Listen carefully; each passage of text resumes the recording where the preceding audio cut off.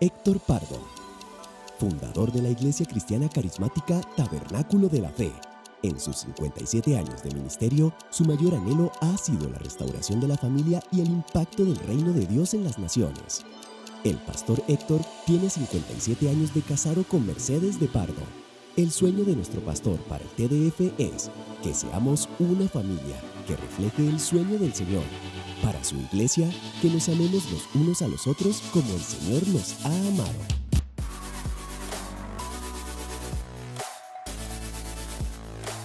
Gracias, hermano, gracias. Buenas noches a todos. Una alegría estar en mi casa. Amén, en mi casa. Hacía tiempo Luis no me invitaba, pero ya me le metí a la casa, así que qué bueno, gracias, hermano. Buenas noches a todos. Al iniciar estas conferencias esta noche, o al reiniciar, porque la colección apostólica hace tiempos existe y muchos años atrás, en relación con nuestra hermana que nos va a compartir esta noche, la hermana Naomi Dawi. La colección apostólica viene de atrás con la presencia de ella, y aquí se hicieron muchas actividades años atrás.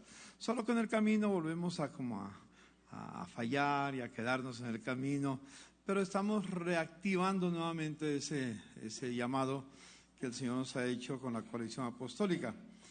Teníamos a un hermano que nos iba a acompañar estos días también, pero desafortunadamente, o mejor, las circunstancias que el Señor permite, él tiene problemas de salud y no pudo alcanzar a llegar. El otro hermano llegará temprano en la mañana, como a las 5 de la mañana, llegará el otro hermano que lo va a reemplazar y con el cual vamos a estar aquí estos días compartiendo la palabra.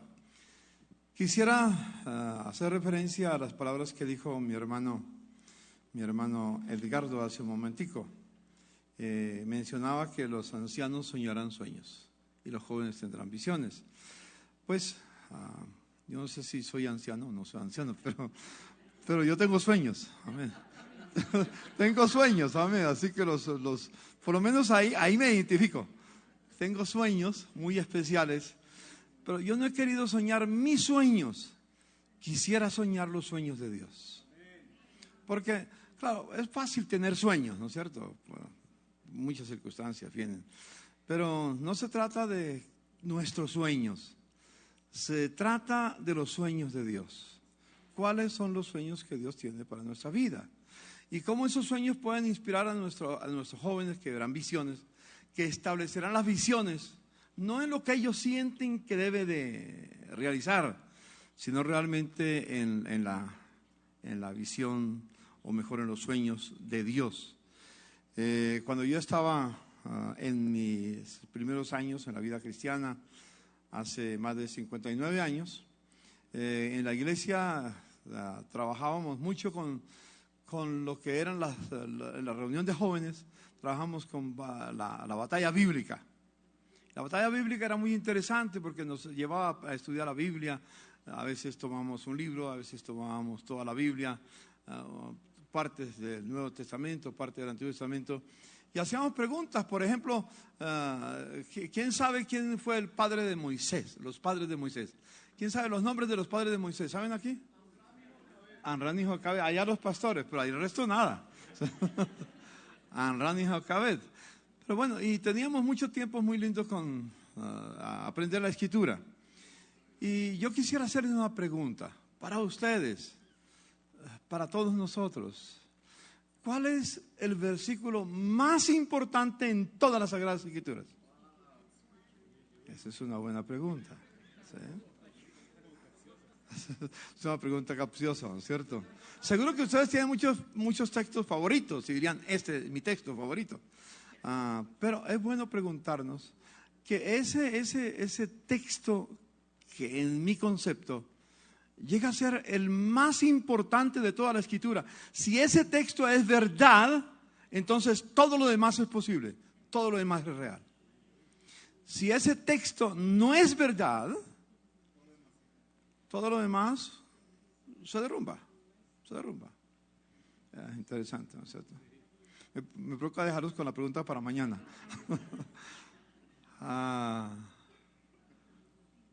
Para mí, el texto más importante de todas las Escrituras es Génesis 1:1. Simple. ¿Cuántos lo saben?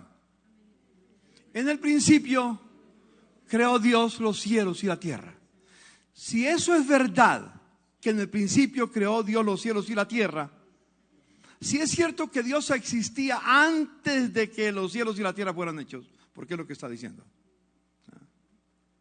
El universo no aparece por una casualidad de materia, energía, tiempo y azar, sino que hay alguien que lo creó, que existía antes de que el universo existiera. Si eso es verdad, que Dios existía antes de que el tiempo llegase a existir, antes de que el sol, la luna, las estrellas, el cosmos, el universo llegara a la existencia, entonces todo lo demás comienza a tener un significado diferente. Y para mí ese es el pasaje más real de la Escritura. Todos son reales, claro, pero digamos, este es como el fundamento de los fundamentos. Si es verdad, entonces habla de la omnipotencia de Dios. Habla de la sabiduría de Dios. Nos habla de la majestad de Dios. Nos habla de la grandeza de Dios. Yo quisiera que reflexionáramos esta noche en muchas cosas de esto. Con mi hermana Naomi, ustedes van a tener, o vamos a tener unos aspectos muy prácticos, desafíos para vivirlos en la vida. Yo quisiera dejar esos unos pensamientos de reflexión esta noche. Pudiéramos hablar mucho más del tema, es bastante amplio.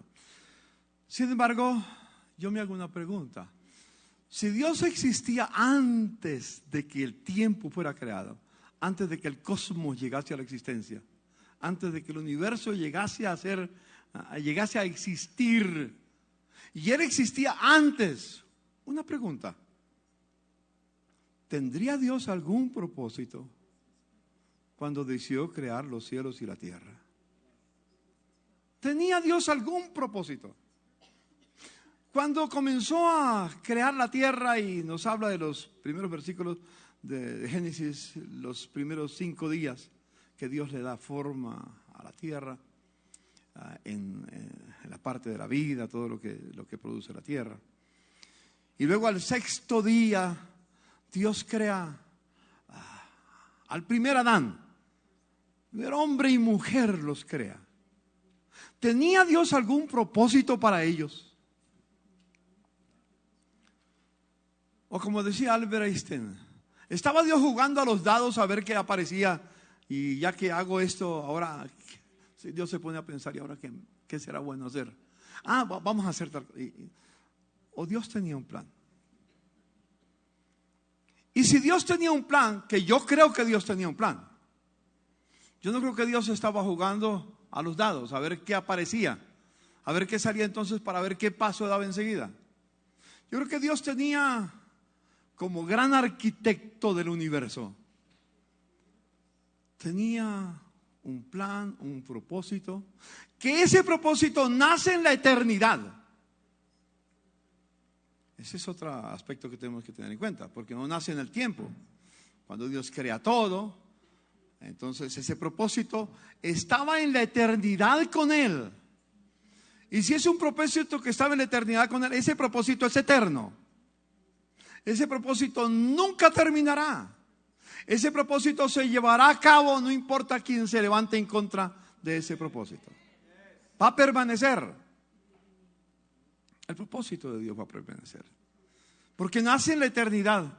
Si es que es cierto Génesis 1:1. ¿Me comunico? Y la pregunta que viene enseguida es: ¿conoces ese plan? ¿Lo conocemos? ¿Estamos edificando nuestra vida, nuestras comunidades cristianas? Todo el proyecto del reino de Dios lo estamos construyendo bajo ese propósito de Dios. ¿O estamos mirando a ver qué nos parece a nosotros mejor para hacer? En esa reflexión tenemos que revisar nuestra vida, tenemos que revisar nuestras acciones, Tenemos que revisar nuestros propósitos. Yo recuerdo a uno de mis mentores hace muchos años, un hombre muy querido que aprendí a querer mucho, no sé si habrá muerto, hace tiempo no sé de él, se llamaba Bob Mumford. Y Bob vino a Colombia, lo conocí en 1968 y después nos hicimos amigos, y alguna vez que estaba con él en Florida, me dijo: Héctor, te quiero compartir una cosa sencilla para tu vida, téngalo en mente. Dios te creó a ti a su imagen y semejanza. Eso quiere decir que si Dios es un Dios que tiene propósitos, Dios también te creó a ti con propósitos. Tú eres capaz de tener propósitos en la vida. Y Dios quiere que tus propósitos se alineen con los de Él. Camina siempre en armonía con los propósitos divinos. Y si en algún momento, y aquí viene el sarcasmo, si en algún momento sientes que tus propósitos se desvían de Él, Él sigue por un lado y tú sigues por otro, tienes dos alternativas: regresar al propósito divino, o busca convencer a Dios que tu propósito es mejor que el de Él. Y si convences a Dios que tu propósito es mejor que el de Él, ten la certeza que Él va a ir contigo. Eso no lo puedo olvidar, así como 40 años que lo aprendí. Y siempre tengo que estar revisando si voy caminando con los propósitos divinos o con los míos. ¿Conocemos los propósitos de Dios? Es una pregunta que nos ayudará para reflexión estos días y ojalá siempre. Siempre. Y que los jóvenes que tienen visiones establezcan las visiones conforme al propósito eterno supremo. Yo lo llamo el propósito eterno supremo, inalterable e inmutable de Dios. Y le he puesto una sigla sencilla, el PESI. Propósito eterno, supremo, inalterable, inmutable de Dios. Que no cambia. Ese propósito que Dios tenía en la eternidad, que empezó a manifestarse cuando creó los cielos y la tierra, cuando creó al primer Adán, etcétera, etcétera, tiene vigencia hoy y tendrá vigencia para siempre. Vale la pena conocerlo, ¿no es cierto? Y vale la pena vivir, porque con base en ese propósito es que vamos a vivir eternamente con el Señor. Yo quisiera entonces, con ese pensamiento sencillo, ir a las Sagradas Escrituras. Y quisiera pedirle que vayan conmigo a uno de los libros que para mí ha sido un libro. Todos los libros de la Biblia son espectaculares, todos tienen aspectos muy lindos, muy hermosos. Pero para mí, en los últimos años, la carta a los Efesios se ha convertido en una carta maravillosa. Pablo nos habla, por ejemplo, en el capítulo 3 de Efesios, y en el versículo, digamos, del versículo 9, dice: de aclarar a todos cuál sea la dispensación del misterio escondido de los siglos en Dios, desde los siglos en Dios, que creó todas las cosas, para que la multiforme sabiduría de Dios sea ahora dada a conocer. ¿Por quién? Por medio de la iglesia. ¿Cómo va a ser Dios conocido su propósito? No a través de ángeles, ni a través de sueños, sino a través de la iglesia. ¿Y cómo la iglesia lo va a hacer conocer si no lo sabe?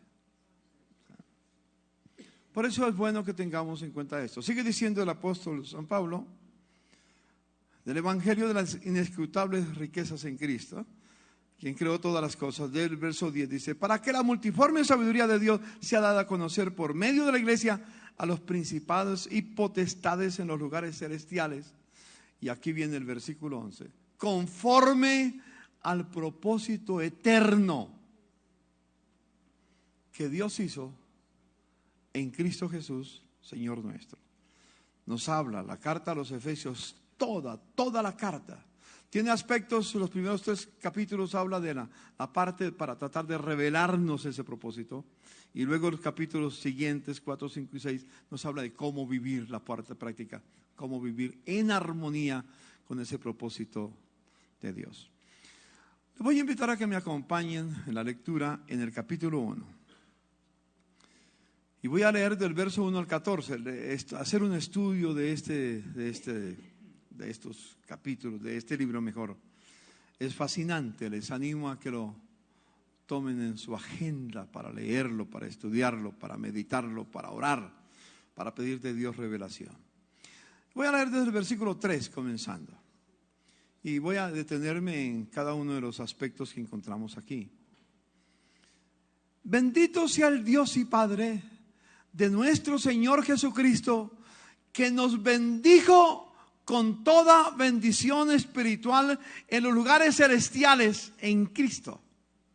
¿Cuándo Dios preparó la bendición que íbamos a vivir en la vida aquí en la tierra cuando llegáramos a existir? ¿Cuándo lo preparó el Señor?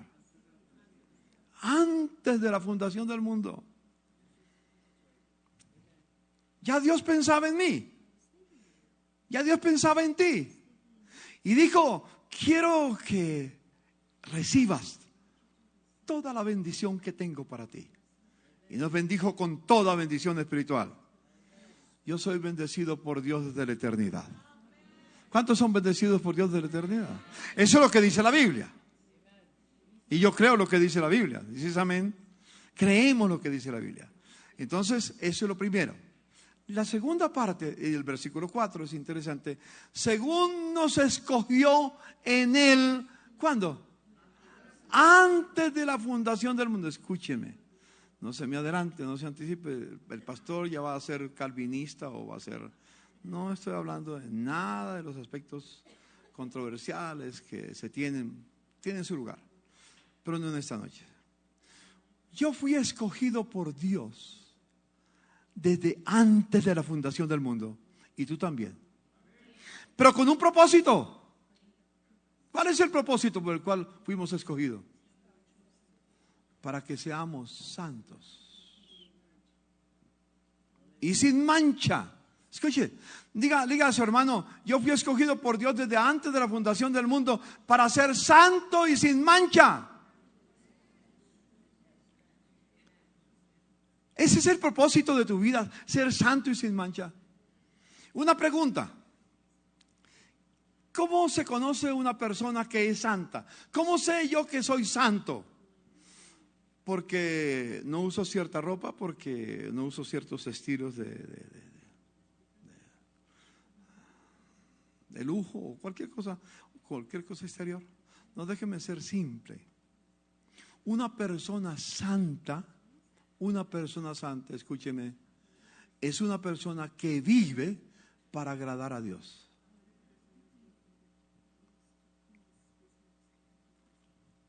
Lo repito. Y una pregunta que yo te hago y que me debo hacer a mí mismo cada día. Todo lo que estoy haciendo en este momento, lo que hice en este día, lo que voy a hacer mañana, lo que voy a hacer esta noche, ¿lo hago para agradar a Dios o para agradarme a mí mismo? ¿Busco mis intereses o busco lo que a Dios le agrada? Me ayudó mucho dos cosas que en algún momento leí. Y una que viví en mi experiencia personal, que siempre la comparto porque me ilustra, o muchas veces la comparto. Hace años, cuando tuve el primer carro, a mí me gustaba ir los domingos por la mañana con el carro bien limpiecito. Me gustaba, bien limpio, que estaba sucio el carro, no, hay que lavarlo temprano. Como tenía que estar temprano en la iglesia, ¿sabe a qué hora me levantaba a lavarlo? A las 5 de la mañana, a más tardar. Mucha fiebre, ¿no es cierto? A las 5 de la mañana me levantaba a lavar el carro porque tenía que estar a las 8 en la iglesia. Y tenía que tener todo listo, etc. Pero lo grave era que no me levantaba solo. No a mi esposa, ella la dejaba dormir. Me levantaba con mi hijo que tenía 12 años. 13 años, adolescente. Usted sabe, yo lo llamaba a las 5 de la mañana y le decía: Fer, acompáñeme a lavar el carro. A las 5 de la mañana, un adolescente, ¿se puede imaginar un domingo? Terrible. Él ha sido de buena actitud conmigo. Se levantaba porque yo le pedía. Si yo no le pedía, él no se levantaba. Y cuando yo le decía: ¿qué pasó cuando se levantó a ayudarme? Dice: como no me dijo. Seguía tranquilo. Un día venía de viaje y había llovido mucho en la carretera y venía el carro enlodado. Llegué como a las 2, 3 de la mañana a la casa y no tenía que predicar ese día y había dicho que fuera otro y yo llegaría al otro culto más tarde. Pero como a las 5:15 de la mañana oí un ruido en la casa. Yo estaba dormido, pero oí un ruido. Y le dije a mi esposa: mi amor, se entraron los ladrones. Fue lo que yo pensé. Y me levanté con mucho cuidado para mirar por la ventana, porque oía el ruido afuera. Y vi el carro que estaba afuera, limpiecito, hermoso. Mi hijo se había levantado, lo había corrido y lo había lavado y estaba dándole los últimos. Y yo bajé, ya descansé, no eran los ladrones. Bajé y le dije: mi amor, gracias por lavarme el carro. Me alegro que lo hiciste, aunque yo no te lo pedí. Dijo: papá, tú no me lo pediste, pero yo sé que te agrada el carro limpio y quiero hacer lo que a ti te agrada. Eso cambia. No lo que yo le mando, sino lo que a mí me agradaba. Leí Juan 8:29 que dice Jesús: no me ha dejado solo el Padre, porque yo hago siempre lo que le agrada. Vivir para agradar a Dios es lo más bello que nos puede suceder. Le digo, no es fácil. No es fácil, pero tenemos el Espíritu Santo que nos da poder para hacer su voluntad. Yo descubro vez tras vez que cuando nos dice la palabra: recibiréis poder cuando haya venido sobre vosotros el Espíritu Santo, yo lo circunscribía principalmente y casi únicamente para hacer milagros. Pero en el camino he descubierto que sí, es bueno para hacer milagros, para hacer muchas cosas bellas, pero principalmente el poder del Espíritu Santo que viene sobre mi vida es para que yo viva como al Padre le agrada. Porque si no es por su Espíritu Santo, yo fracaso. Y tú también. Mire a su hermano y dígale: yo fracaso si no es por el Espíritu Santo. Él me ayuda. Él me ayuda. Y eso, saber eso que Dios nos escogió, ¿para qué? Para ser santos. ¿Y qué significa ser santos? Hacer lo que le agrada a Dios. Pido al Señor que toda la iglesia despierte a esta realidad. Cuando digo la iglesia, hablo de toda la iglesia. No de un grupo, no de una denominación, no de un sector. Toda la iglesia. ¿Usted se puede imaginar lo que pasaría en la tierra si toda la iglesia viviera para agradar a Dios? Si todo lo que hiciéramos era porque queremos agradarlo a Él, ¿qué pasaría en la tierra? Nadie podría detener ni las puertas del infierno. Y creo que ese es el sentido de cuando Jesús dice: yo edificaré mi iglesia y las puertas del infierno no prevalecerán contra ella. ¿Sabe por qué?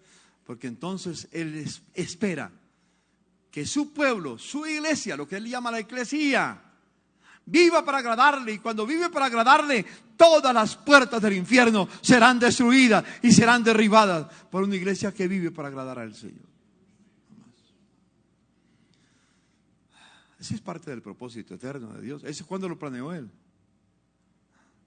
Pensó en mí antes, en la eternidad, para que yo viviera para agradarle. Me diseñó para eso. Dígale a su hermano que está a su lado: yo fui diseñado para vivir para agradar a Dios. Pero como le fallé, entonces Él me redimió. ¿Para qué nos redimió? para vivir, para agradar a Dios. ¿Cuántos son redimidos por la sangre de Cristo? Todos, me imagino que todos. ¿Por qué fui redimido? Para vivir una vida que le agrade. En mi hogar, en mi familia, en mis relaciones, en mi trabajo, en todo lo que hago. No hay nada que quede al margen. Toda mi vida debe de ser un perfume para Dios. Piensa en eso. En tercer lugar, dice el pasaje, el versículo siguiente, el versículo 5, dice Dios, ¿qué dice? Nos predestinó. ¿Para qué nos predestinó? Para ser adoptados como hijos. Aleluya.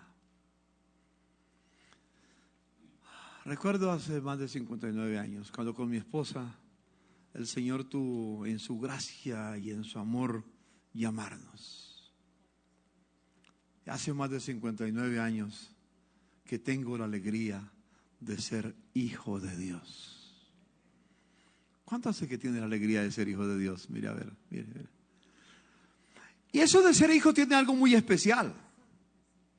Es interesante cuando ustedes estudian la Escritura, cuando la miramos con atención, que antes de que Jesús fuera a la cruz, era llamado el unigénito Hijo de Dios. ¿Qué quiere decir el unigénito? El único, no hay más. Pero después de que Jesús fue a la cruz y murió, Jesús deja de ser llamado el unigénito Hijo de Dios para convertirse en el primogénito. ¿Qué quiere decir el primogénito?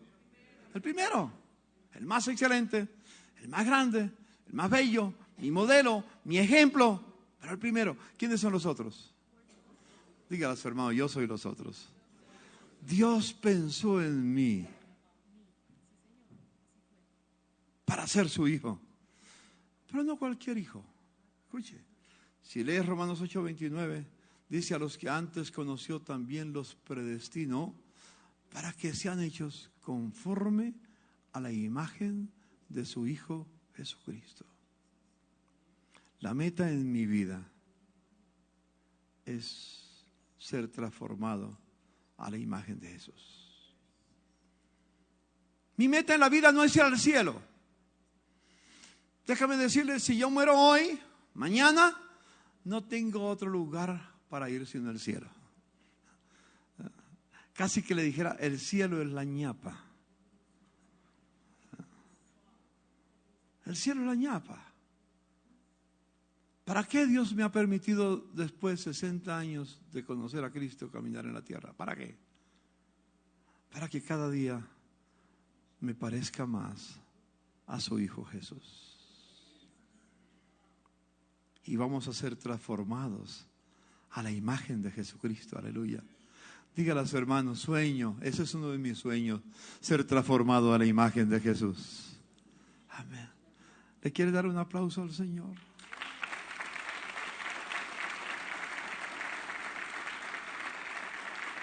Ser transformado a la imagen de Jesús, amar como Jesús amó, sirvió como Jesús sirve, en todo ser como Jesucristo. Él es mi modelo. Aleluya. Cuando releo los evangelios, especialmente, me lleva el Señor a pensar cómo actuó Jesús. Y cómo actuó Jesús, así debo de actuar yo. Hace unas horas atrás, hace unos 4 o 5 días, tuve una reunión con el Alto Comisionado para la Paz y le comenté algunos proyectos que habíamos presentado al gobierno anterior, pero que no se han podido llevar a cabo. Y cuando él me escuchó hablando sobre el tema, me dijo: pastor, quiero pedirle que se prepare el próximo viernes y se va conmigo en avión presidencial o helicóptero que me va a llevar al sitio donde me estás mencionando. Y quiero que lo que me has dicho empecemos a producirlo en ese lugar. Este viernes, con la ayuda del Señor, si Dios lo quiere así, está todo diseñado o planeado, por lo menos humanamente hablando. Voy con el alto comisionado de la paz, por la paz, para Planadas, Tolima, con un propósito: ir a las zonas veredales donde está concentrada la guerrilla de las FARC en ese momento, con un proyecto que tiene que ver con vivienda, que tiene que ver con productividad, que tiene que ver con comercialización de lo que produzcan, tiene que ver con salud, con educación y con recreación para empezar. Tengo el sueño, es un sueño, de mostrar el amor de Dios a nuestra nación, de mostrar el amor de Dios a las FARC. No es tiempo de estar criticando. Es tiempo. ¿Qué haría Jesús en mi lugar? Una expresión que me ayuda mucho en la vida para pensar cuando voy a tomar una decisión es: ¿y qué haría Jesús en mi lugar? ¿Crees que si haces siempre esa pregunta cambiarán muchas de tus acciones? ¿No? Esa es una pregunta necesaria. Necesaria. Hazte la pregunta cuando tengas que tomar una decisión, cualquiera que sea. ¿Qué haría Jesús en mi lugar? ¿Lo haría o no lo haría? Si sientes que Jesús no lo haría, ¿qué derechos tienes tú y tengo yo de hacerlo? ¿Me comunico? Fuimos predestinados para ser adoptados como hijos de Dios, transformados a la imagen de Jesucristo. Aleluya. Dios quiere, ese es el sueño de Dios. Me imagino, permítame hacer un pensamiento muy humano, muy de mi ser, de mi alma tal vez, no sé. Me da la sensación que en algún momento, si es que se puede usar esa expresión, porque estamos hablando de la eternidad, Dios el Padre, con un Hijo eterno, que siempre había estado con Él, en algún momento lo vio tan bello, tan hermoso, a Jesús, a quien llamamos Jesús, su Hijo primogénito. Lo vio muy lindo, muy hermoso. Y cuando lo vio tan bello a Jesús, le dio ganas de tener más hijos. Y cuando le dio ganas de tener más hijos, pensó en ti. Amén. Dígale a su hermano: pensó en mí. Aleluya. Amén. Dale un aplauso al Señor. Pensó en mí, pensó en ti.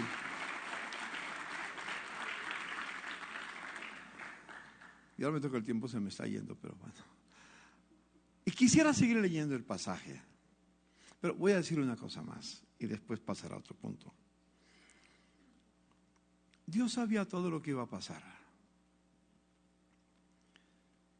Y al crear al hombre con libre albedrío, como llamamos, el primer Adán, con la capacidad de elegir si caminaba o no caminaba en su voluntad, sabía lo que iba a pasar. Entonces, ¿sabes qué hizo Dios? Y esto que le voy a decir, todo lo que le estoy diciendo, lo hizo por amor. Él no estaba obligado a bendecirte. Él no estaba obligado a escogerte. Él no estaba obligado a predestinarte para ser conforme a su Hijo. Lo hizo por amor a su Hijo y por amor a ti. Una cosa que me ha llevado a pensar la palabra estos días, una cosa es amar a Dios, es lindo, pero otra cosa es vivir en el amor de Dios. Una cosa es amar a, otra cosa es que el amor de me envuelva. Y yo quiero vivir envuelto en el amor de Dios.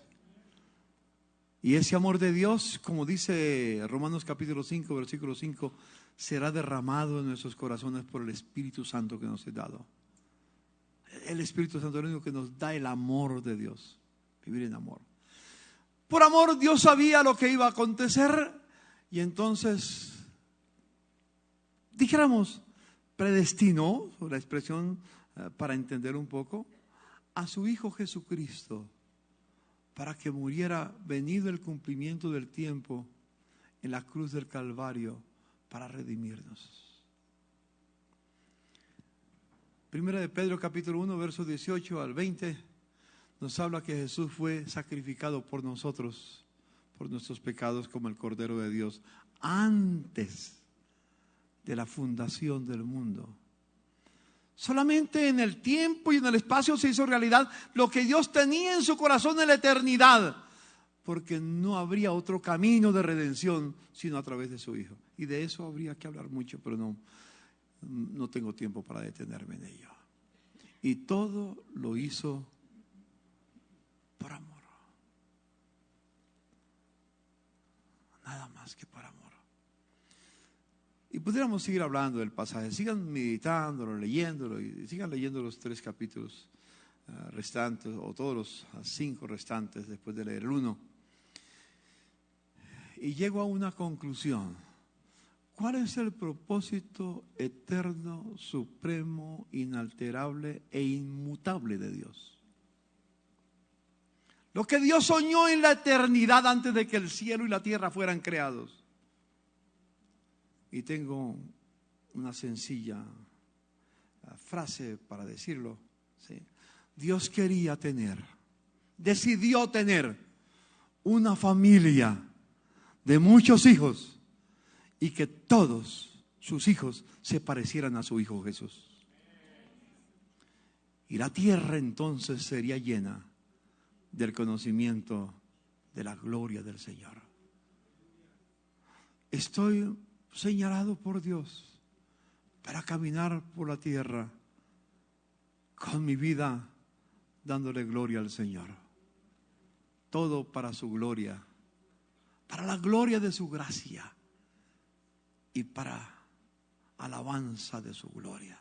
Como dice Isaías 43:7, a los que antes los creé, dice el Señor, para mi gloria.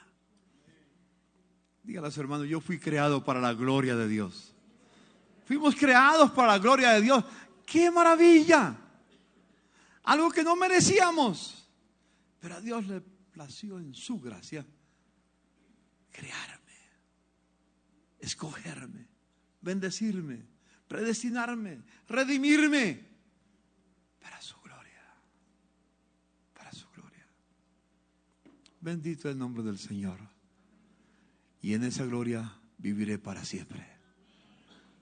Yo pido al Señor que me ayude a disfrutar de su gloria aquí en la tierra. Cada día que pasa. Y el Espíritu Santo sabrá hacerlo, sabrá conducirnos. Y cada día iremos perfeccionando el camino.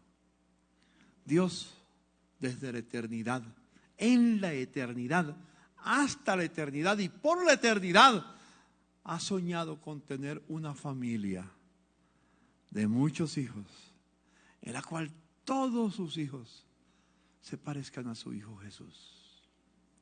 Y esa familia le dio un nombre, la iglesia. La iglesia. ¿Cuántas familias quiere tener Dios? Una familia.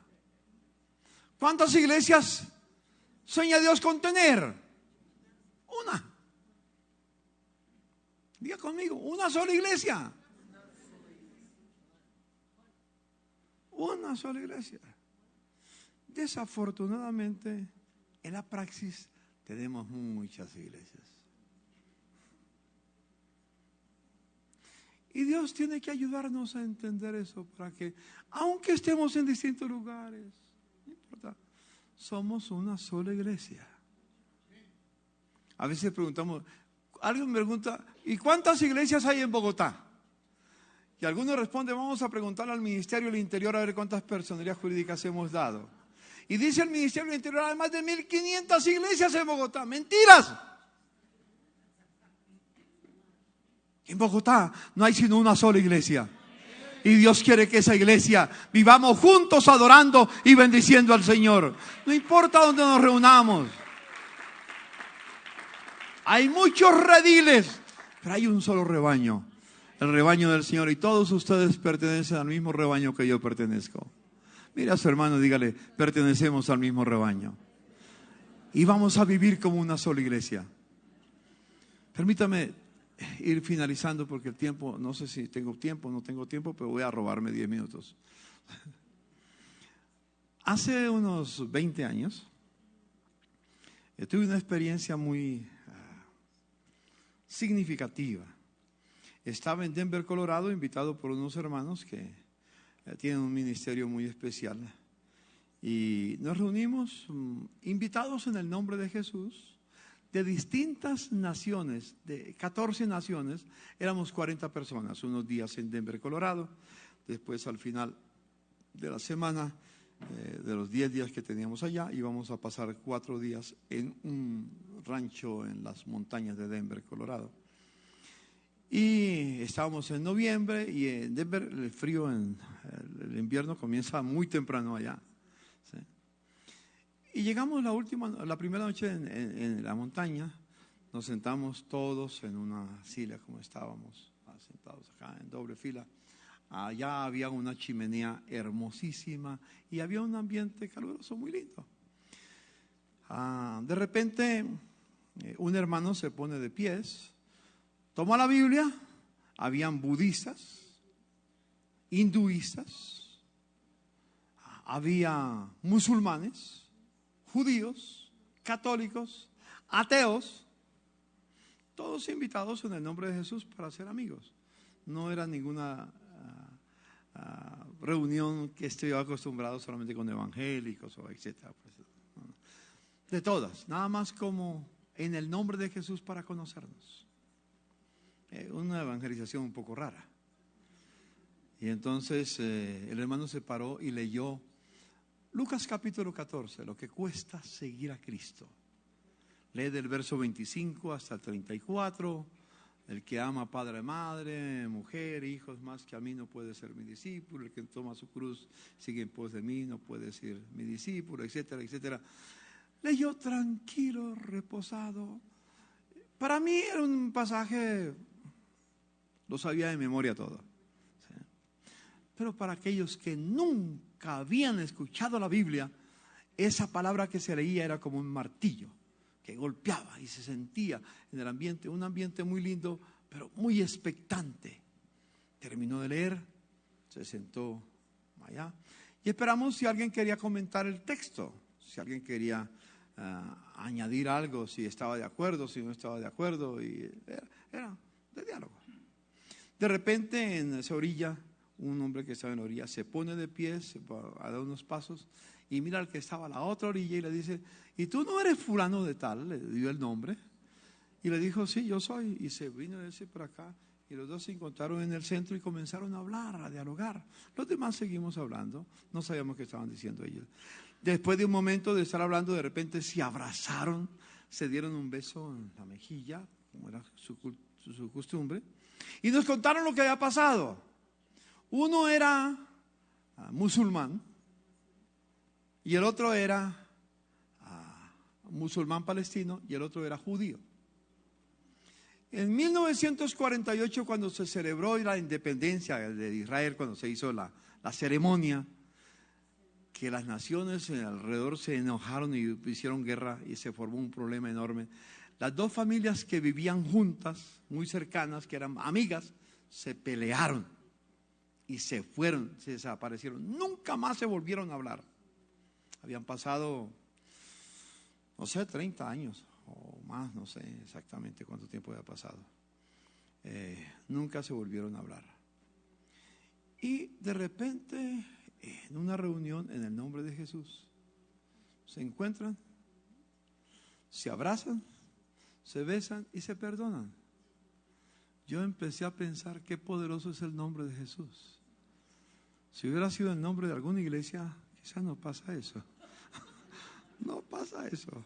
Pero en el nombre de Jesús rompió todas las barreras. Y tenemos muchas experiencias en esa dirección con este grupo. Al otro día por la mañana, nos contaron, nos gozamos todos. Al otro día por la mañana, como yo dirigía la Embajada Cristiana Internacional que tenemos embajada en Jerusalén, yo quise hacerme amigo del judío.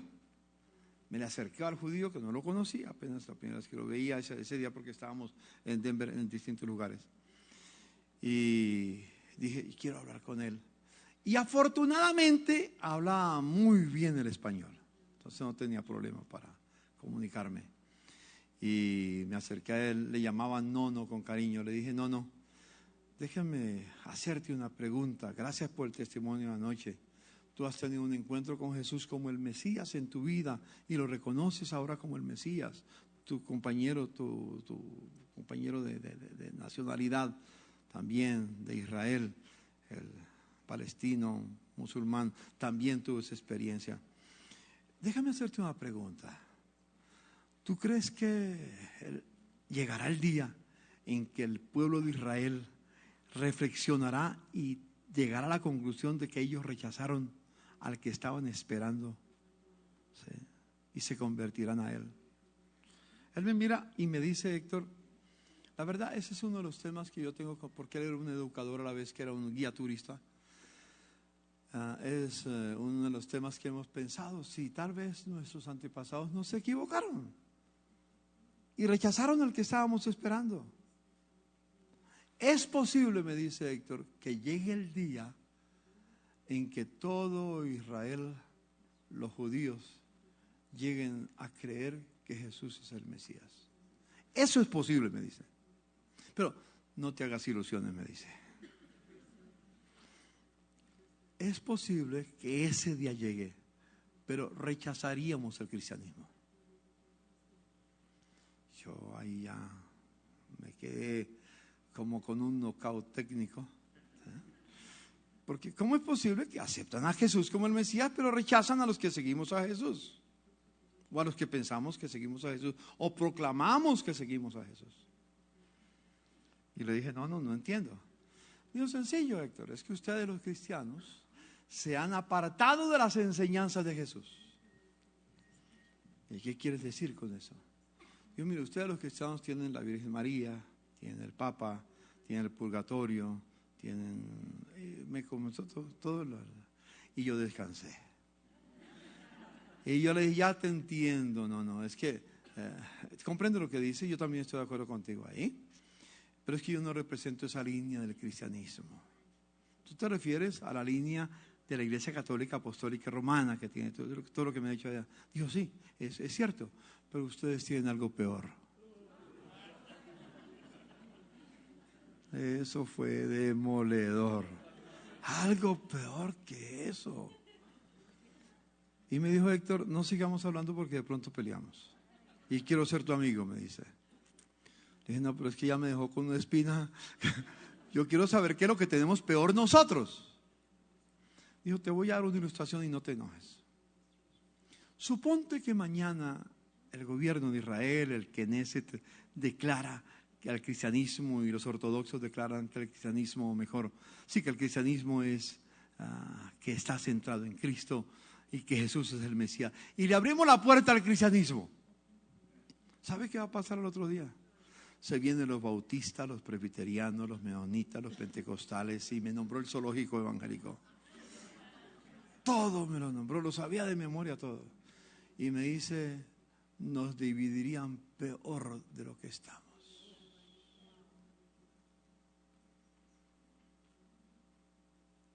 Y me dice después, ¿acaso no dijo Jesús que oraba para que los que habían creído en Él fueran uno, como Él y el Padre son uno?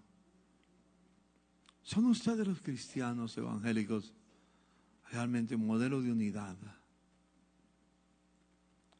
No tenía nada que decir. Así nos ve el mundo. O peor. Así nos ve el mundo. ¿No dijo Jesús que oraba para que fuéramos uno para que el mundo creyera?